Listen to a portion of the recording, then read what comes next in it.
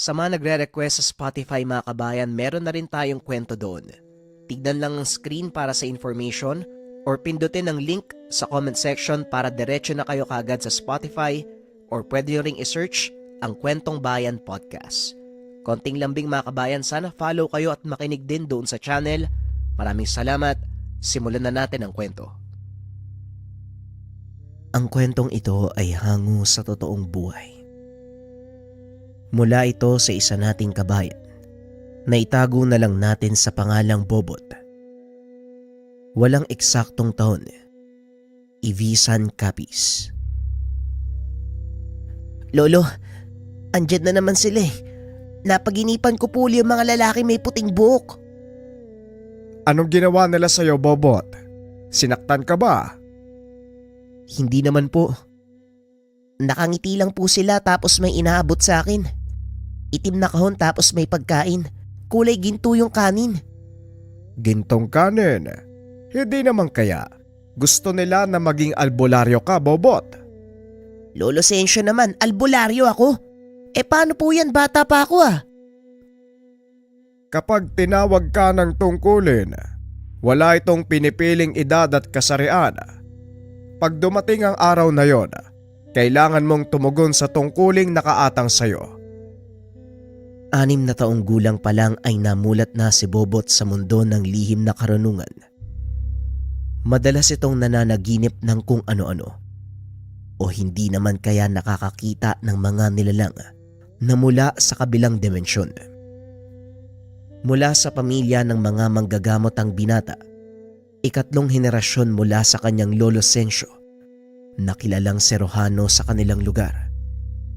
Sa murang edad, napilitang magsanay ang paslit sa panggagamot. Hanggang sa tumungtong ito sa edad na 12, ang pinakaunang pasyente ng binata ay ang kanyang ina. Nakaramdam ng matinding pananakit ng ulo ang ginang.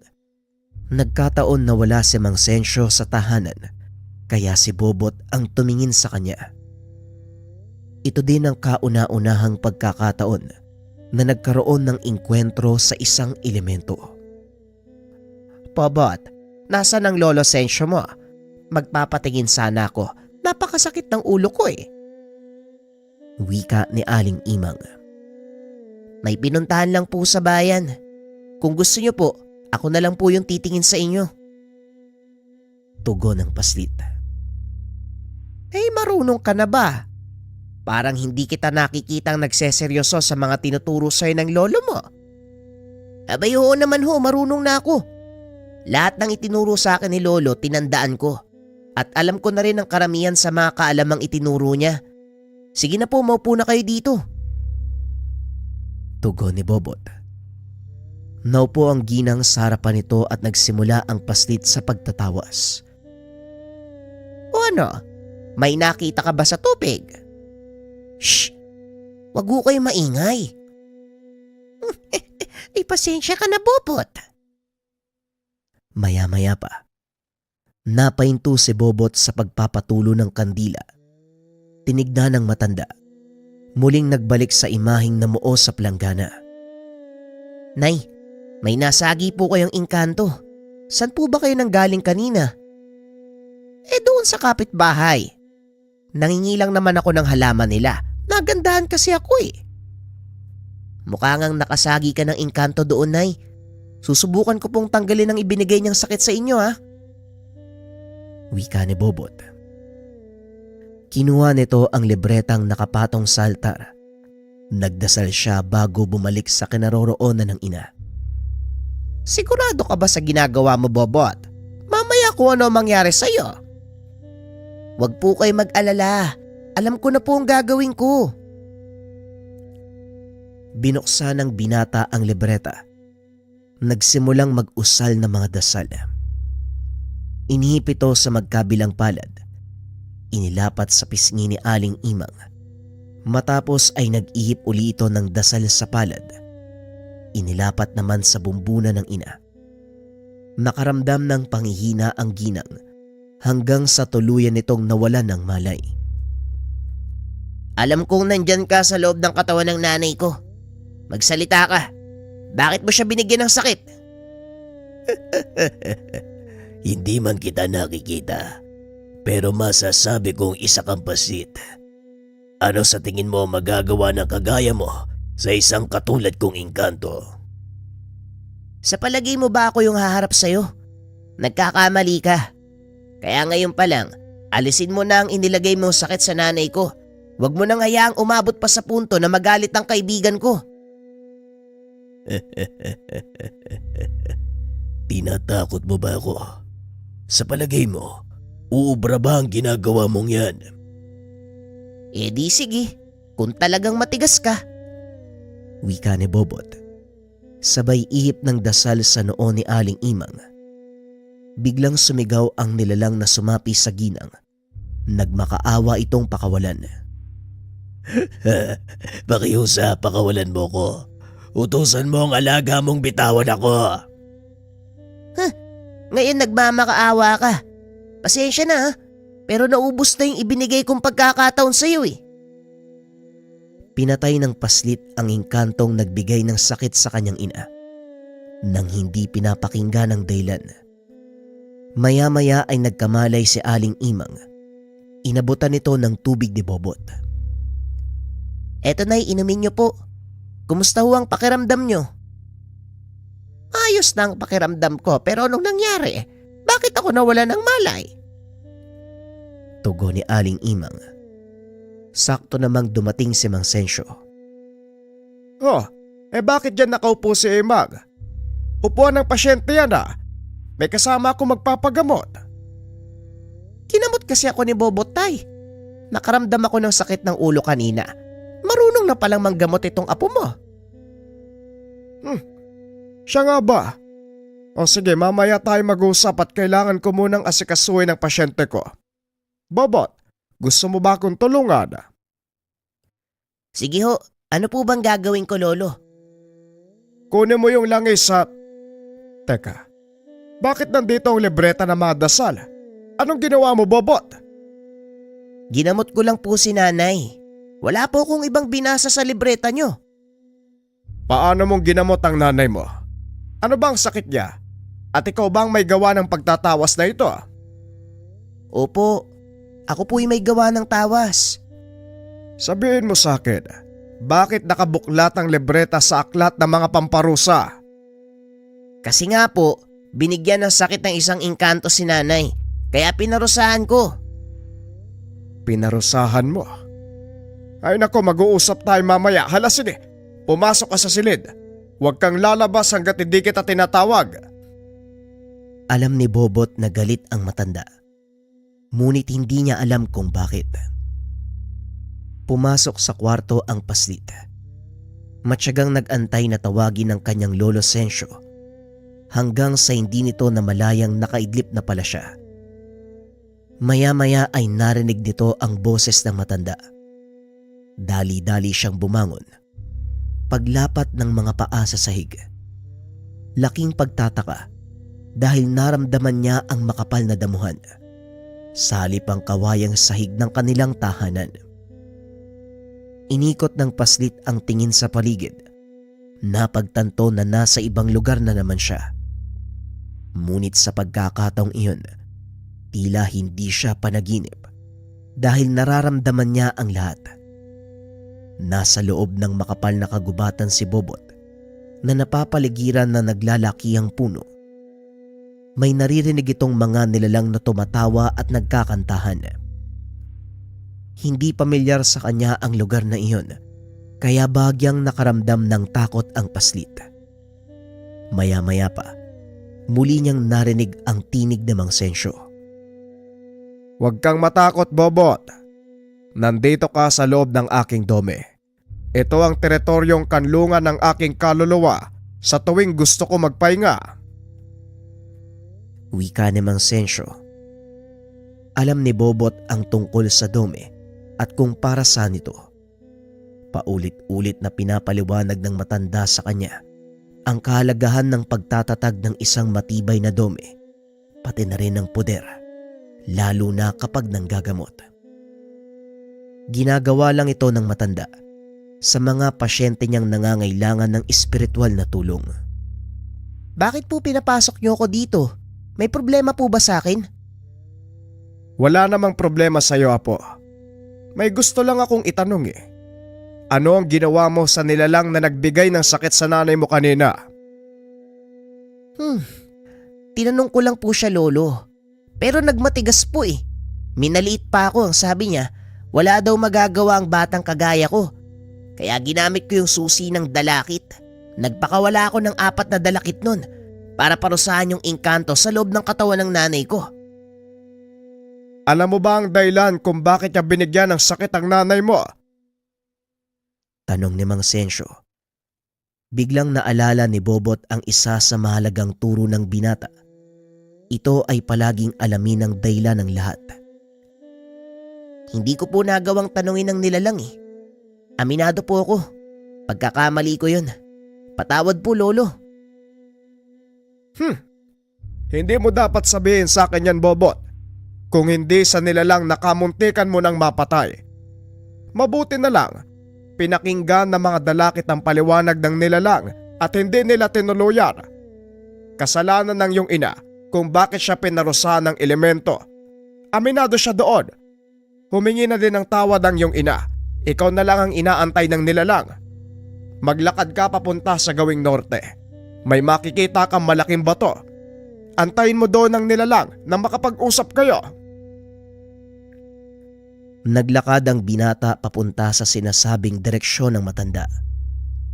Narating nito ang malaking bato kung saan nakaupo ang isang magandang batang babae. Nagulat si Bobot dahil may gasgas ito sa kanang braso at may halaman na nakatapal sa tuhod. Anong nangyari sa'yo? Bakit puro sugat yung katawan mo? Isang batang manggagamot ang may gawa nito sa akin. Kinulong niya ako sa katawan ng isang babae. Pinarusahan niya ako eh. Ikaw, anong ginagawa mo dito? May inaantay ako nilalang. Kailangan ko siyang makausap eh. Dahil may nagawa kong hindi maganda. Pinarusahan ko siya nang hindi man lang inaalam ang buong pangyayari. Kailangan kong humingi ng tawad sa kanya.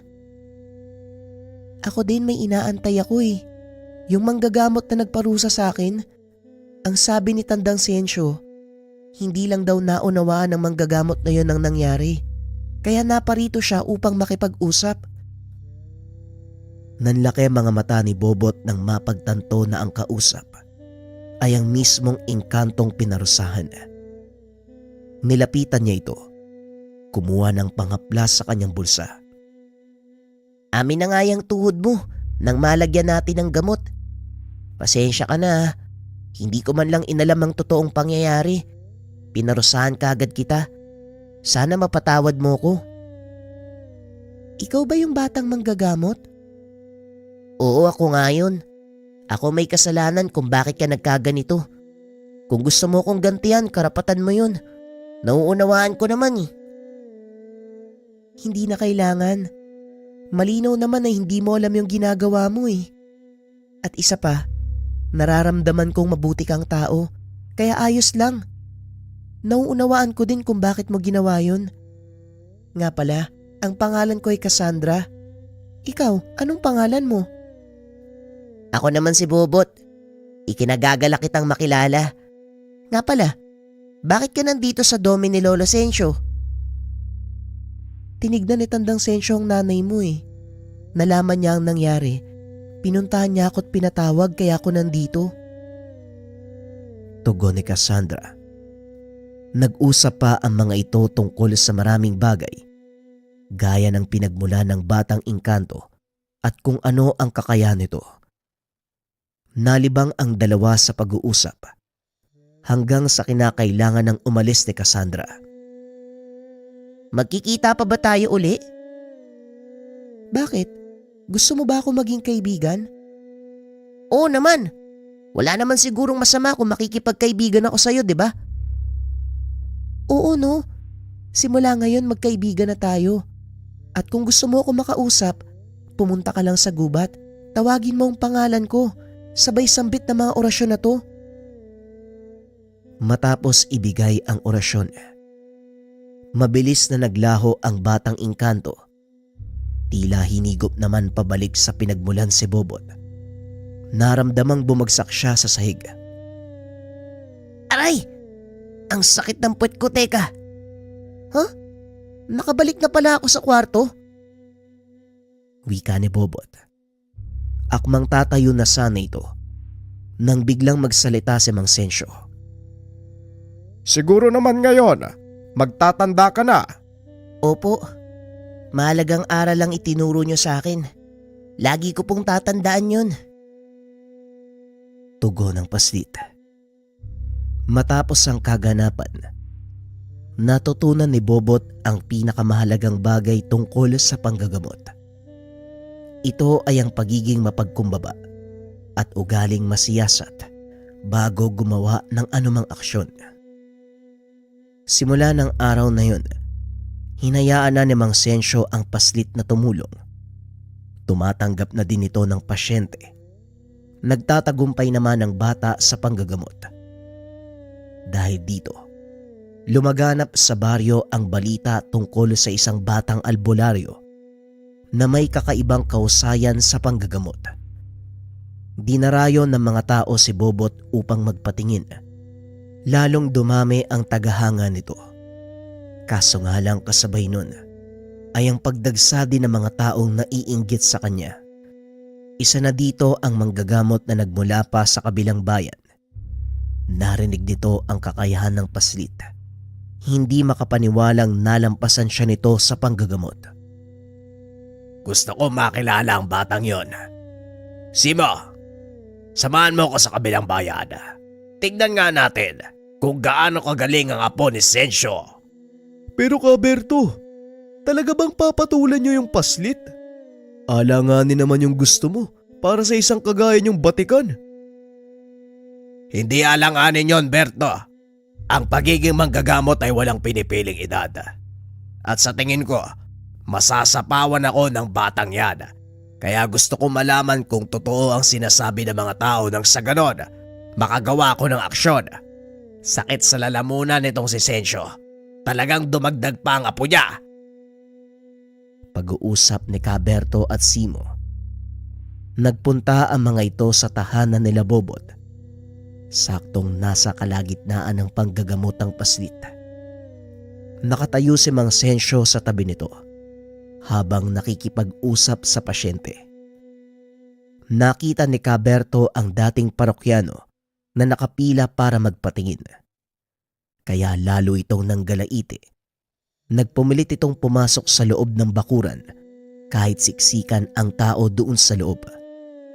Napansin naman ito ni Mang Sensyo kaya dali-dali itong tumayo sa pintuan.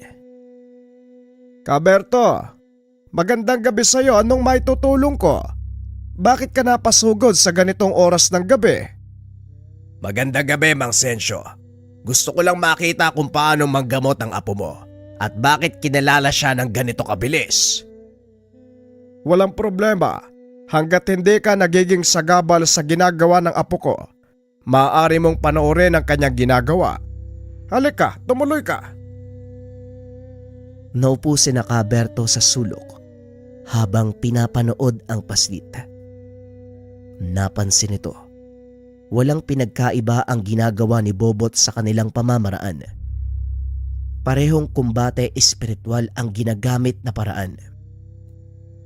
Nang mga oras na yun, isang babaeng sinapian ng duwende ang ginagamot ni Bobot. Nakikita ni Kaberto kung paano nitong pinarurusahan ang nilalang. Hindi makapaniwala ang Ginoo na sa murang edad ng paslit, may taglay itong kakayahan ng isang batikang manggagamot. Maya-maya pa, tuluyan ng sumuko ang nilalang sa katawan ng pasyente. Tinanggal na nito ang inilagay na pinsala. Nangakong hindi nagagambalain pa ang babaeng iyon. Tumayo si Bobot para uminom ng tubig. Tumayo din si Kaberto. Hinarap ang mga taong nag-aantay. Mga kasama, alam ko ang iba sa inyo ay kilala ko. Karamihan sa mga mukhang nakikita ko ngayon ay mga masugid kong parokyano. nasaksihan ko ang pamamaraan ng panggagamot ng batang ito at masasabi kong isa siyang huwad. Nagulat si Mang Sensyo sa sinabi ni Caberto, kaya dali-dali niya itong nilapitan. Berto, anong ginagawa mo? Bakit mo sinasabi ang bagay na yan? Bakit hindi ba totoo? Kakuntsaba niyo ang pasyente niyan at ang pamamaraang ginagamit ng apo mo, kinopya niyo lang sa akin. Anong pinagsasasabi mo? Hindi huwad ang apo ko at lalong hindi mula sa iyo ang pamamaraang ginagamit niya. Makasama, pasensya na po kayo. May kaunting hindi pagkakaunawaan lang. Sandali lang po at aayusin namin ito.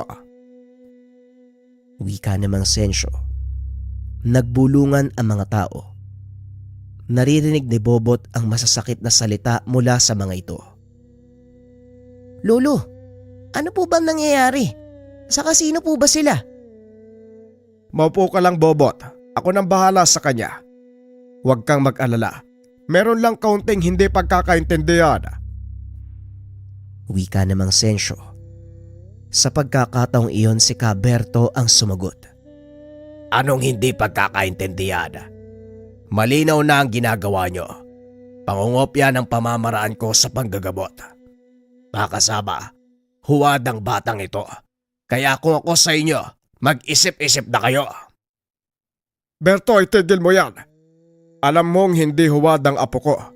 Kung may galit ka sa akin, huwag mo nang idamay ang bata. Ang tanging intensyon ni Bobot ay makatulog nang walang hinihinging kapalit. Kahit kailan, hipokrito ka talagang matanda ka. Anong walang hinihinging kapalit? Tignan mo mga bayong ng gulay na yan. Anong tawag mo sa mga yan? Hindi ba yan ang kapalit ng panluloko nyo sa mga tao? Masyadong mabigat ang binibintang mo, Caberto. Binabalaan kita. Isang maling salita pa. Pagsisisihan mo ang susunod na gagawin ko. At ngayon pinagbabantaan mo ko. Sige, nang makita ng lahat kung sino ang nagsasabi ng katotohanan at kung ano ang taglay na kulay ng balat niyong maglolo. Umalis ka na, Berto. Hindi ko na uulitin ang sinabi ko. Hindi ako aalis hanggat hindi niyo inaamin na huwad kayo.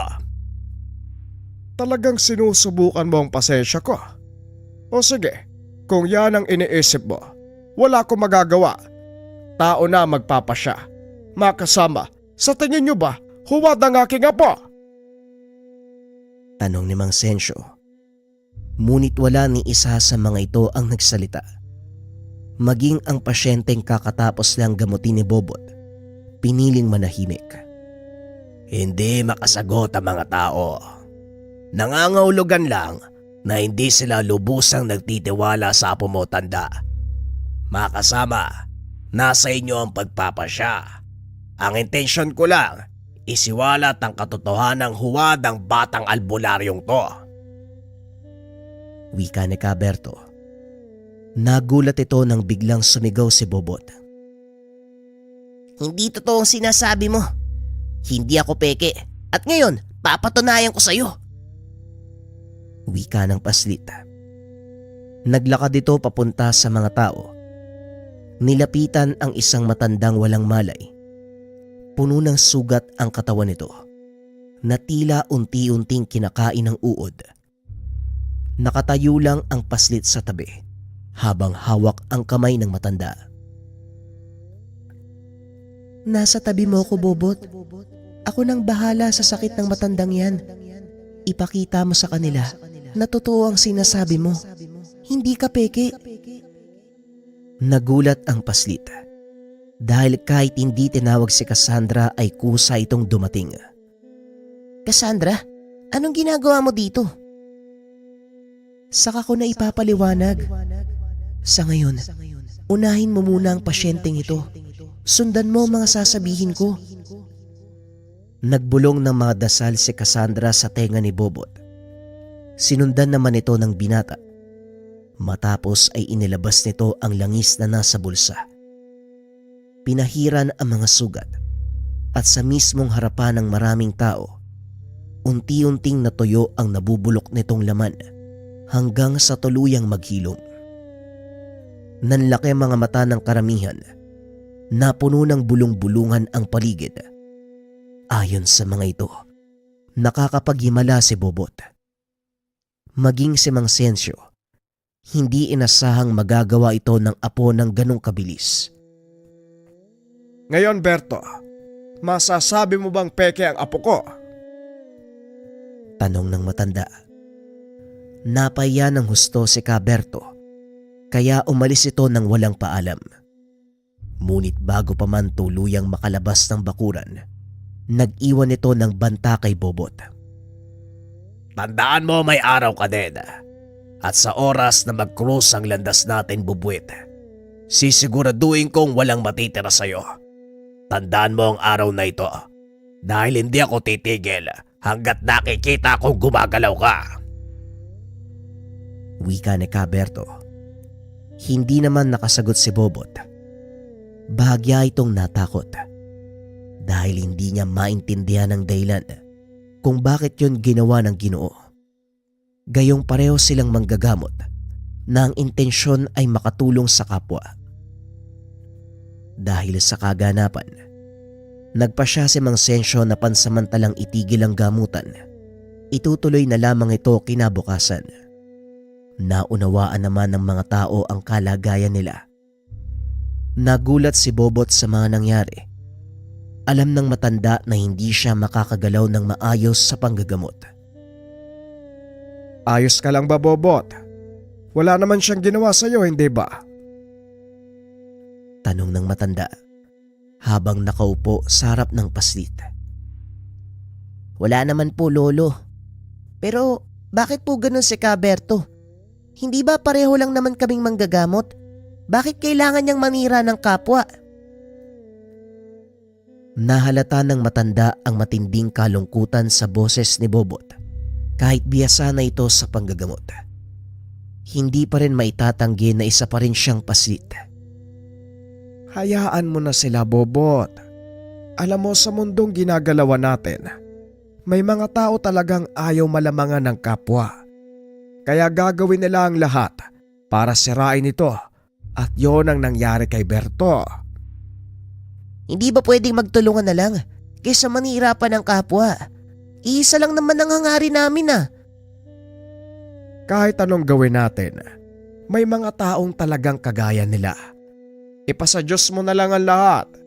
Siya ang higit na nakakakita kung sino ang mabuti. Muling wika ni Mang Sensyo. Ilang araw ding dinamdam ni Bobot ang nangyari. Palagi itong nagkukulong sa silid. Halos ayaw lumabas. Kung hindi tatawagin ng ina para kumain, hindi ito aalis sa kanyang silid.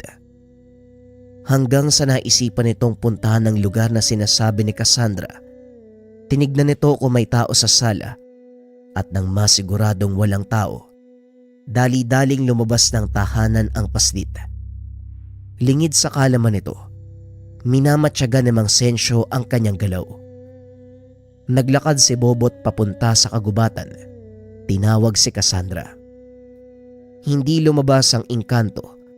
Nanatili siya doon ng ilang oras sa pag-asang magpapakita ito. Sa hindi kalayuan ay nakamasid lang ang matanda. Inaabangan nito ang susunod na gagawin ng apo. Ilang sandali pa ay nagpasya ng umuwi si Bobot. Dali-dali na ring umalis sa lugar ang matanda upang hindi malaman ng paslit na sinusundan siya nito. Matamlay na pumasok ng tahanan si Bobot dahil hindi nagpakita ang kaibigang engkanto. Dumiretso ito sa kanyang silid. Muling nahiga sa kama. Maya-maya ay lumitaw si Cassandra sa kanyang tabi. Pasensya ka na kung hindi ako nagpakita kanina. Sinundan ka ni Mang Sensyo kaya natakot ako magpakita. Sa totoo lang, wala kasi akong tiwala sa kanya Ganun ba? Ibig sabihin nandun ka rin kanina? Oo naman naroon ako. Kaya nga nakita ko ang lolo mo Pero ano bang nangyayari sa'yo? Ilang araw ka nang hindi lumalabas sa silid Dahil doon sa nangyari, Cassandra, masama pa rin ang loob ko sa mga narinig ko mula kay Caberto. May mga manggagamot din palang inggit sa kapwa nila. Hindi mo maiiwasan yun, Bobot. Ang isipin mo na lang, tama ang ginagawa mo. Hayaan mo sila. Siraan ka man nila sa iba, ang mga bakas ng iyong kamay ang siyang magpapatunay na malinis ang hangarin mo at totoo ka sa ginagawa mo. Napangiti si Bobot. Kahit papano ay nabuhayan ng loob. Nag-usap pa ang dalawa ng matagal hanggang sa nakumbinse ng batang engkanto si Bobot na bumalik na sa panggagamot. Matapos ang pag-uusap, lumabas ito ng silid at nilapitan si Mang Sensyo.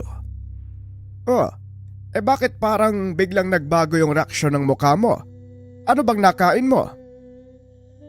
Wala nga po, Lolo. Pero hindi po yan ang inilapit ko sa inyo. Gusto ko na po ipagpatuloy ang panggagamot. Sinasabi ko na nga ba't magigising ka ring bata ka? O siya, kumain ka muna at tamang-tama mamayang hapon. Pupuntahan ko yung isang babae doon sa kabilang baryo. Gusto kong sumama ka sa akin. Wika ng matanda. Matapos kumain ay nag-ayos ng sarili si Bobot. Isinuot nito ang kanyang maliit na bag na pinaglalagyan ng mga libreta, langis, at mga pangontrang ibinibigay sa mga nagiging pasyente. Kinuha din ito ang lumang tungkod ni Mang Sensyo. Paglabas ng tahanan, pinagtatawanan pa ito ng matanda dahil sa kanyang ayos.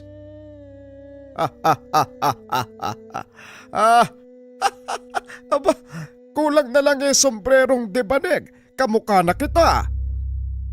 Lolo naman ganito naman palagi yung ayos ko pag lumalakad tayo. Pero, meron ka bang sombrerong dibanig dyan? Oo naman. Ay sandali kukunin ko. Dali-daling pumasok ng tahanan ang matanda.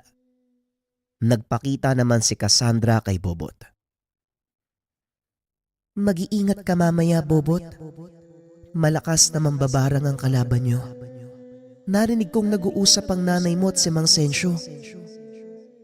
Ayos lang, Cassandra. Alam ko naman na hindi mo ko iiwan Siyempre naman, magkaibigan tayo Pag-uusap ng dalawa. Maya-maya ay dumating si Mang Sensyo bitbit ang sombrerong dibanig. Ito. Ito na ang sombrero mo. Parang may nakita kong kausap ka kanina. Sino ba yon? Guni-guni mo lang yung lolo. Wala po akong kausap dito. Halika na bago pa tayo butan ng dilim Tugon ni Bobot. Naglakad ang dalawa palabas ng bakuran. Matawa-tawa si Aling Imang nang makita ang maglolong naglalakad ng sabay na parang ginagaya ng paslit ang kilos ng matanda. Aba Bobot, parehong-pareho ang ayos yung dalawa. Ay talagang idolo mo ang Lolo Sensyo Wika ni Aling Imang habang pinagmamasdang maglakad palayo ang anak. Napagtanto nito na malayo na ang narating ng bata at malayo pa ang mararating nito sa piniling larangan. Ilang sandali pa ay narating na nila ang tahanan ng pasyente. Maraming taong nakaabang sa labas, bagay na ipinagtataka ng matanda. Ano kayang ginagawa ng mga taong yan dito? Bakit sila nandito? Wika ni Mang Sensyo. Dire-diretsyong pumasok ang dalawa. Narinig ng mga ito ang bulungan ng mga tao. Mukhang inaasahan nila yung pagdating natin, Lolo. Nandito sila para panoorin yung gagawin nating panggagamot. Malakas na mambabarang ang kalaban natin, Bobot. Ngayon pa lang babalaan na kita na maaring hindi ko kayanin ang makipagtuos sa kanya. Manatili kang nakaantabaya po. Alam ko po yung tungkol sa kalaban natin ngayon. Nakahanda na po ako. Tugon ni Bobot. Lingid sa kaalaman ng mga ito na naroon ang mag-aaral ni Caberto. Nakaupo ito sa sala at nag-aantay ng mga mangyayari. Mabuti naman at dumating na kayo, Mang Sensyo. Huwag kang mag-alala dahil wala naman akong gagawing masama Manonood lang ako. Titignan ko nung gagawin mo sa mambabarang na nagbigay ng sakit sa taong to. Wika ni Simo. Wala akong pakialam sa pakay mo dito. Hanggat hindi ka nakakasagabal sa gawain namin ng apo ko, wala kang magiging problema. May magagawa ka nga ba? Balita ko, 5 batikang manggagamot na ang tumingin sa taong to, pero lahat sila walang nagawa. Wika ni Simo. Napangiti na lang si Mang Sensyo at sinimulang kausapin ng pasyente. Habang ginagawa niya ito, si Bobot naman ay tinitignan ng masama ang mag-aaral ni Berto. Anong tinitingin-tingin mong bubuit ka? Baka gusto mong... Wag mo nang pansinin ang taong yan, Bobot. Malakas lang kumain yan. Halika na dito. Kailangan ko ang tulong mo. Ikaw ang tumawas sa kanya at ako na ang bahalang maglagay ng poder para walang asungot na makialam sa gagawin nating panggagamot. Naglakad palapit kay Mang Sensyo ang paslit habang nakatingin ng nakakaloko kay Simo. Lalo naman itong naasar nang inilabas ng binata ang kanyang kamay at ipinakita ang gitnang daliri. Meron pala ako ibibigay sa'yo, Manong Simo. Ayan oh, tignan mo yung daliri ko. Natawa ang mga nakakita sa ginawa ni Bobot. Walang magawa si Simo kung hindi pigilan ang sarili. Mamaya ka sa akin. Mamaya ka sa akin, bubwit ka. Sinimulan ni Bobot ang pagtawas, habang si Mang Sensyo naman ang naglalagay ng puder sa paligid. Ilang sandali pa nagulat ang lahat dahil biglang sumabog ang hawak na kandila ng paslit. Malakas nga po ang isang tulolo, pero nagawa ko pong matunto ng kanyang kinaroroonan. Magaling nga po. Ngayon sa tingin mo, magagawa ba natin siyang hulihin? Magagawa natin siyang ulihin, pero sa antas ng pangangatawan ng pasyente, malabong mapasapi natin ang mambabarang dahil maaaring ikamatay na ito ng ginagamot natin. Magaling, Bobot. Ngayon, ano ang pinakamabisang gawin? Lagyan ng malakas sa proteksyon ng katawan ng pasyente at gamutin ang pinsala mula sa loob ng kanyang dome. At paano mo naman gagawin ang bagay na yon, Aber? Gaya lang din ang ginawa niyo po, Lolo. Pumasok ka sa dome ng pasyente at papasok din ako sa inyo. Nang sa ganun buo ang depensa habang nagsasagawa tayo ng opensa mula sa loob. Nakikinig lang si Simo. Napagtanto na mahusay talagang mag-isip si Bobot. Hindi lang yun. Nararamdaman din ito ang presensya ng malakas na nilalang na nasa loob ng katawan ng paslit. Nagpa siya itong manatili para mag-obserba. Ginawa ng dalawa ang plano ni Bobot. Parehong nakaupo ang mga ito sa tabi ng pasyente habang nakapikit ang mga mata. Nang mga sandaling iyon, nasa loob na ng dome ng pasyente si Mang Sensyo. Inaantay naman ni Bobot ang hudyat mula sa matanda upang pumasok. Maya-maya pa, kinalabit ni Mang Sensyo ang kamay nito. Alam ni Bobot na yun na ang hudyat ng kanyang lolo. Pumasok ang paslit at nakita nito ang kakaibang kadiliman. Alam ni Bobot na ito ang dome ng pasyente at ang kadilimang bumabalot ay ang kagagawan ng mambabarang. Nasakop na nga ng mambabarang na yun ang pagkatao ng pasyente. Ngayon medyo mahihirapan tayo nito, Lolo. Pero alam kong kaya ko. Malaki ang tiwala ko sa iyo, Bobot. Gaya ng sinabi ko, malaya kang gawin ang anumang gusto mo dito sa loob ng astral na mundo. Mag-iingat ka lang sa mga tigalpong bibitawan dahil baka maapektuhan ang pasyente. Alam ko po, Lolo. Eto na, sisimulan ko na po. Inilabas ng binata ang kanyang libreta. Nag-usal ng mga dasal panggamot. Binasbasan nito ang pasyente sa pamamagitan ng pagbanggit ng pangalan nito. Nagpatuloy lang ang ginagawa ni Bobot hanggang sa tuluyang mapagaling ang kaluluwa ng pasyente. Magaling, Bobot. Nagawa mong gamutin ang pinsala sa kaluluwa ng pasyente. Pero hindi pa tayo tapos. dahil hindi mawawala ang sumpa sa kanya kung hindi ito tatanggalin ng mambabarang o kung hindi mamamatay ang nagbigay sa kanya ng sumpa. Natuntunan natin ang kinaroroonan niya, Lolo. Bakit hindi natin puntahan? Hindi maaari, Bobot. Maaaring sinadya nitong magpakita. Hindi pangkaraniwang ilantad ng isang mambabarang ang kanyang kinaroroonan. Pero paano po natin siya matatalo? Pag-uusap ng dalawa. Sa pagkakataong iyon sumagot si Simo. Makakatulong ako. Yan ay kung gusto nyo. Ano naman ang binabalak mo, Aber? Wala akong binabalak na masama. Nag-aalok ako ng tulong. Kung ayaw nyo, wala namang problema. Ay sige nga, anong maaari mong gawin? Kaya ko matukoy kung patibong ang hinahain sa inyo ng mambabarang. Ngayon kung wala namang kayong tiwala, edi wag. Bakit mo naman kami tinutulungan? Sa totoo lang, Manong, mahirap man aminin. Nakita ko ang kausayan nitong bubwit. Ni Bobot pala. Napatunayan ko din na hindi totoo ang bintang ni Caberto. Siya ang nagkamali eh. Gusto lang nitong siraan ang reputasyon ng apo nyo. Oo, estudyante ako ng taong yun. Pero hindi ibig sabihin magkapareho kami ng prinsipyo. Ang totoo niyan, hindi ako nagpunta dito dahil sa utos niya, kung hindi sa sarili kong pagpapasya. Kung ganon, ano pag ginagawa mo dyan? Wala tayong matatapos, puro kasalita. Tugon ni Mang Sensyo. Tumayo si Simo at pinuntahan ang pasyente. Dinama ang pulso at muling kinausap ang matanda. Tamang nakita nyo. Totoong yun ang kinaroroonan ng mambabarang. Pero delikado ang sumugod ng basta-basta. Dulot ng malakas na proteksyon sa paligid ng kanyang tahanan. Kung ganon, anong maaari natin gawin, Simo? Isa lang ang paraan. Hindi pa alam ng mambabarang na isa ko sa inyo. Ang ibig mong sabihin, ikaw ang papasok sa bahay ng mambabarang.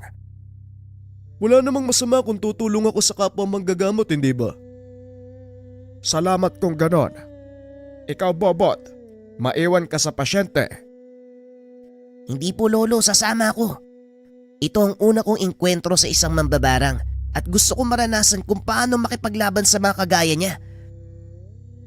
Kung sa bagay, mararanasan mo rin to sa malaot madali. Ayos na ang kalagayan ng pasyente.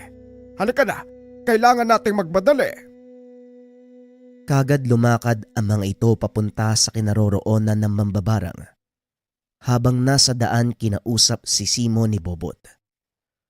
Alam mo, sa totoo lang ha, hanga ako sa tapang mo. Hindi ka nagdalawang isip na sumama. Natatakot din po ako. Kaso, ito po yung tungkulin na nakaatang sa akin eh. At isa pa, masaya ako sa ginagawa ko.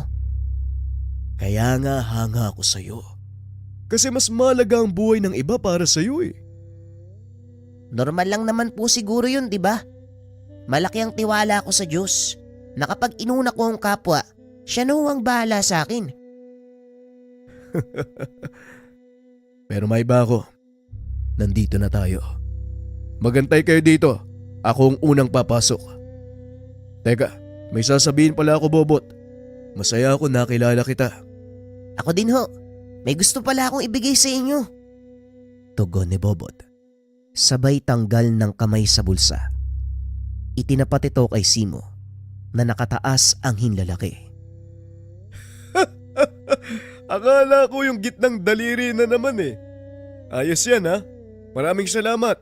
Dito muna kayo ha. Papasok na ako. Wika ni Simo. Naglakad ito papasok ng bakuran ng mambabarang. Nang marating nito ang pintuan, biglang tumalisik si Simo. Lumabas sa tahanan ang isang matandang lalaki. Mahaba ang buhok nito. May suot na korona. May hawak na tungkod sa kanang kamay na naghuhugi sibat. Sinasabi ko na nga bang pupunta ka? Pero sandali lang, hindi ikaw ang inaasahan ko. Nasaan ang batang manggagamot? Mang Efraim, ikaw ang mambabarang? Nagulat si Simo. dahil ang mambabarang na kalaban nila walang iba kung hindi ang ama ni Caberto. Oo, Simo. Ako nga. Tama ang hinala ni Berto sa'yo. Traidor ka. Ngayon sabihin mo sa akin kung nasaan nagtatago ang batang manggagamot. Hindi ako nagtraidor. Tumutulong lang ako sa kapwa manggagamot. Ginawa ko lang ang sa tingin kong tama. Pasensya na po Mang Efraim ha. Pero hindi ko ipagkakalulo ang batang albularyo kahit patayin mo pa ako. Tugon ni Simo. Hinila ni Efraim ang kwelyo ng damit nito patayo. Sa gagawin ko sa'yo, siguro naman mapapagtanto mong mali ka ng pinanigan. Wika ni Efraim. Nanlaki ang mga mata ni Bobot nang biglang sumabog ang ulo ni Simo. Nakaramdam ng matinding galit ang paslit. Hindi ito napigilan ni Mang Sensyo. Ako ba ang hinahanap mo? Nandito ako! Wika ni Bobot. Binitawan nito ang walang buhay na katawan ni Simo at hinarap ang paslit. Hindi ko akalaing papatol ako sa bata. Pero alam kong banta ka sa mga plano namin ni Berto. Kaya kailangan kitang patayin. Wika ni Efraim. Binato nito ng tigalpo si Bobot. Kaso nga lang hindi tumalab. Nagtaka ito dahil hindi niya naramdamang nagtaas ng depensa ang paslit. Nagmumula sa ibang tao ang depensang iyon. Hindi mo magagalaw ang apo ko. Kailangan mong dumaan sa ibabaw ng bangkay ko bago mo siya mahawakan. Sensyo, ang dakilang albularyo ng kabilang bayan. Hindi ko alam kung saan mo kinuha ang lakas ng loob para harapin ako. Kahit alam mong wala kang binatbat. Matagal na panahon tayong hindi nagkita. Hindi ka pa rin nagbabago. Mayabang ka pa rin.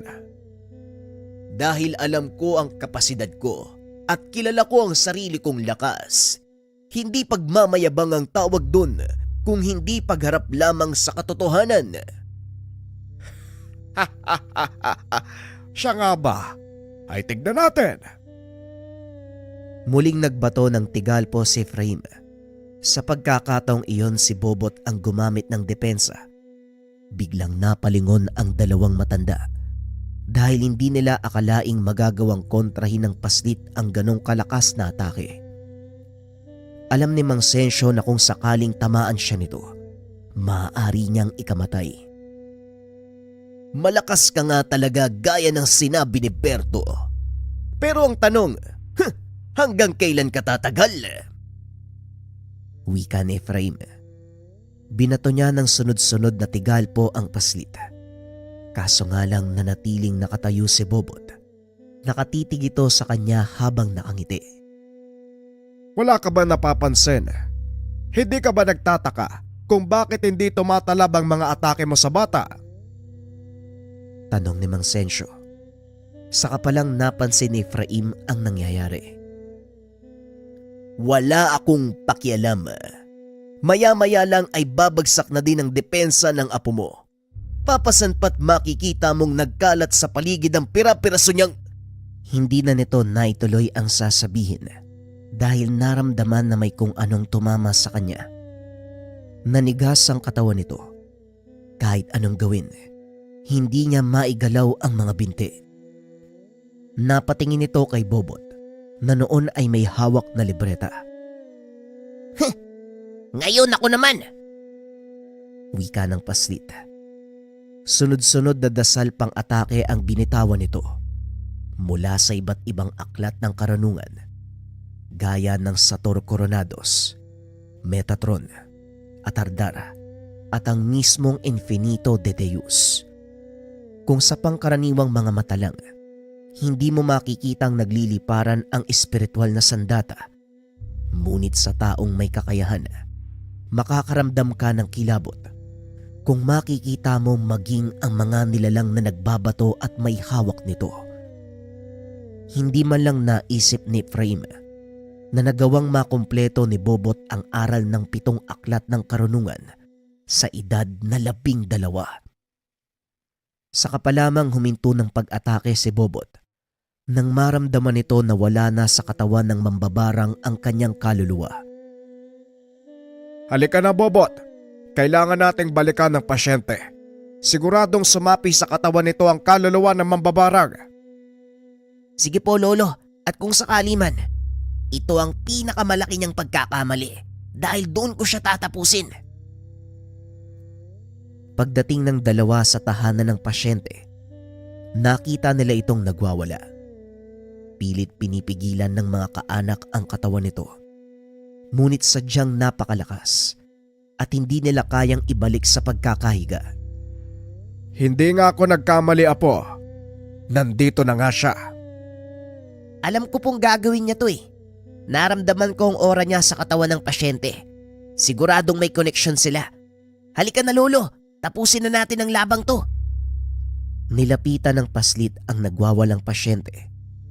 Laking gulat ng mga pumipigil dahil gamit lang ang hintuturo ng binata, nagawa nitong pigilan ang pag-aamok ng pasyente. Napakatalas ng utak mo, bata. Hindi ko inakalang magagawa mo kung talunin. Pero tignan natin kung ano ang gagawin mo ngayong hawak ko ang kaluluwa ng taong ito. Hindi sumasagot si Bobot. Sa halip ay pumikit ito at idinampi ang kamay sa noo ng pasyente. Nagulat si Efraim kung paanong nakapasok ang paslit sa kanyang dome. Anong ginagawa mo dito? Paano kang nakapasok? Nakalimutan mo yata na ang una naming tinignan na yung pasyente. Natural, makakapasok kami sa kanyang dome. Kaya kung ako sa'yo, sumuko ka na. Dahil kung hindi ka umubra sa mundo ng mga buhay, sa tingin mo, may magagawa ka ba sa mundo kung saan hawak ko ang sitwasyon? Anong sinasabi mo? Paano mong napanghahawakan ng dome ko? Hindi ko na kailangang ipaliwanag sa iyo ang lahat. Tumingin ka na lang sa paligid. Inikot ni Efraim ang kanyang tingin. Napagtanto nito na wala siya sa sariling dome. Anong ginawa mo? Paano akong napunta sa dimensyong ito? Cassandra, ikaw na nga yung sumagot sa tanong yan. Ang kulit! Simple lang, mambabarang. Isa kong maharlikang engkanto. Higit na mas nakakataas ang aking otoridad. Kaya naman nang ginamot ni Bobot ang pasyente, nagpa siya kong manatili sa doming ito. Dahil alam kong darating ka. At pasensya na, pero nahulog ka sa aking patibong. Biglang napalood si Efraim. Nabalot ng napakaraming baging ang kanyang katawan. Paigpit ito ng paigpit. Sinisip-sip din ng baging ang enerhiya ng matanda hanggang sa tuluyang matunaw ang kaluluwa ng mambabarang. Maya-maya pa ay dumilat na si Bobot. Nagpasalamat ito sa gabay. Kinausap si Mang Sensyo. Tapos na po ang laban, Lolo. Natalo na natin ang mambabarang. Anumang oras, babalik na sa wisyo ang pasyente. Wika ni Bobot. Hindi pa tayo tapos, Bobot. Magpahinga ka lang sandali para makabawi ng lakas. Paparating na si Berto. Nakarating sa kanya ang nangyari nito at alam kong hindi niya papalampasin ang kamatayan ng kanyang ama. Ito ang pinakahinihintay ko. Hayaan mo po siyang dumating na magkaharap kami at mapatunayan kong hindi ko kinopya ang kakayahan niya mula sa kanya.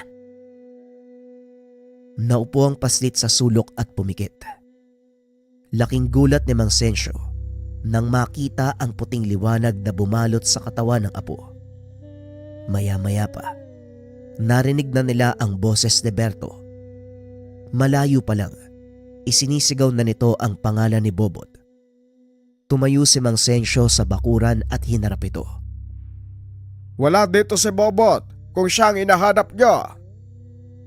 Napakawalang yanyo. Nagnakaw na nga kayo ng kakayahan mula sa akin. Pinatay niyo pa ang tatay ko. Pwede bang itigil mo ang pag-akto na ikaw ang biktima? dahil alam ng lahat ang totoo mong kulay, Berto. Isang bagay lang ang sisiguraduhin ko sa iyo. Yon ay ang kamatayan mo, pati na rin ang kamatayan ng iyong abo. O talaga? Bakit hindi mo subukang sumugod? Sinugod ni Berto ang matanda. Nagbato ito ng mga dasal pang tigalpo, ngunit hinawi lang ito ni Mang Sensyo. Mayabang ka talaga, Sensyo. Pero hindi ako magpapatalo sa iyo. Pagbabayaran niyo ang kamatayan ni tatay at ng estudyante ko. Sa totoo lang, hindi ako ang dapat humarap sa iyo kundi si Bobot. Alam mo bang nanggigigil sa iyo ang apo ko? Pero sa kasamaang palad natutulog kaya ako muna ang makikipaglaro sa iyo. Wala akong pakialam sa iyo, tanda. Muling nagbato ng dasal si Berto. Sinabayan pa ito ng pisikal na atake. Sa pag-aakalang magagawa niyang talunin ang matanda, ngunit lingid sa kaalaman ng kalaban na eksperto sa kombate pisikal ang matanda, kaya hindi umubra ang mga atake nito. Maya-maya pa, naramdaman ni Mang Sensyo ang presensya ni Bobot. Nilingon nito ang sulok kung nasaan ang paslit. Wala na ito doon sa lugar. Nagulat na lang si Berto nang makitang nakatayo na si Bobot sa kanyang harapan. Akmang susuntukin na sana nito ang paslit nang bigla naman tumilapon palayo. Ang ingay din talaga ng bunganga mo, ano? Walang yaka. Ang lakas ng... Hindi na nagawang tumayo ni Berto dahil muli itong sumubsob sa lupa. Ano yun? May sinasabi ka ba? Tugon ni Bobot. Hindi magawang makatayo ni Berto dahil sa tuwing gagawin niya ito, muli din siyang babalik sa pagkakadapa. Tigilan mo ang panginsulto sa pagkatao ko. Sa oras na makabangon ako dito, bata mo lang Oh, anyari sa'yo? Ngayon sabihin mo sa akin kung nanggagaya ba ako ng kakayahan. Meron ka rin bang kaalaman sa paggamit ng enerhiya ng bato-balani ng mundo? Wika ni Bobot. Isa ito sa mga aral na itinuro ni Mang Sensyo at nagawang maperpekto ng binata ang dasal na ito. Hindi na hinayaan ng paslit na makabawi pa si Berto. Tinuluyan niya ito sa pamamagitan ng isang makapangyarihang dasal pamparusa. Bumulusok ang malakas na kidlat mula sa kalangitan. Tinupok nito ang katawan ng Ginoo.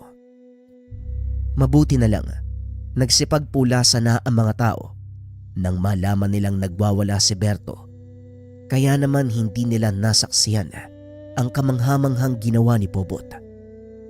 Ang tanging alam ng mga ito, nagawang patayin ng isang paslit ang isang mangkukulam at isang batikang manggagamot.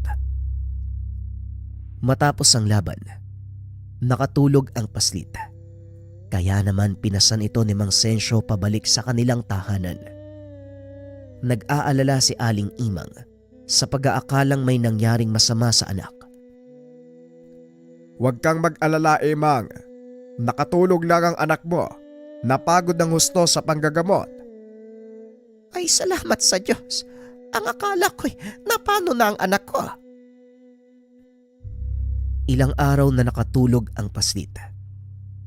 Ayon kay Mang Sensyo, normal lang ito dahil na rin sa enerhiyang nawala sa buong katawan. Matapos ang halos isang linggo ng pagtulog, nagising ito. Ang unang hinanap ay pagkain. Hindi makapaniwala si Mang Sensyo na magiging ganon kalakas si Bobot. Habang tumatagal, lalong nadadagdagan ng kaalaman ng paslit. Hanggang sa sumapit ito sa edad na 18, lalong nakilala si Bobot dahil na rin sa kanyang kahusayan sa panggagamot. Lalo na sa kasong may kinalaman sa panggagambala ng mga elemento.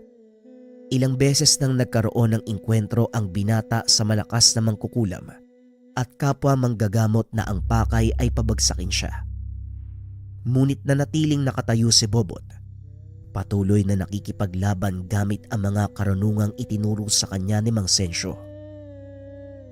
Sa paglipas ng panahon, tuluyang lumaganap ang pagkakakilanlan ng binata umabot pa sa puntong nakarating ito sa ibang bansa. Ito ay nang minsang ipatawag siya ng isa nating kababayan para ipagamot ang anak na halos malantang gulay na.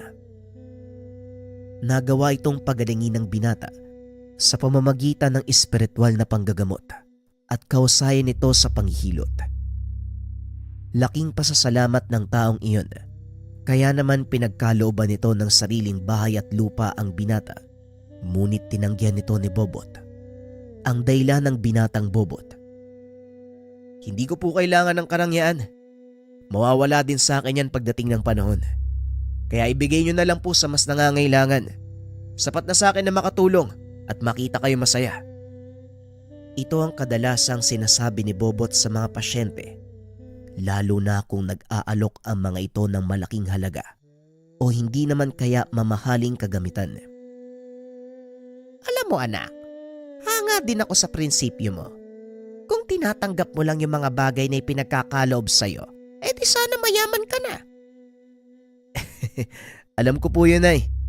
Kaso hindi naman po yaman ang iniipon ko eh. Hindi kayamanan sa mundong ito. Kung hindi kayamanan sa langit. Mas mahalaga po yun kaysa sa ginto, pilak, limpak na salapi. Balang araw mawawala din yan at hindi natin maisasama sa kabilang buhay. Pero ang kayamanang naiipon natin sa langit, sa oras sa sunduin tayo ng Ama, matatamasa natin ang lahat ng yun. Tugon ng binata. Bagaman sa kasalukuyang panahon ay wala na si Bobot, naiwan ang legasiya nito sa kanyang mga anak, pati na rin apo. Patuloy nilang isinasabuhay ang mga aral at prinsipyo ng kanilang ama, na minsang kinilala bilang mahusay na manggagamot sa kanilang baryo. Taas noong ipinagmamalaki sa lahat na sila ay mula sa angkan ng Batang Albularyo.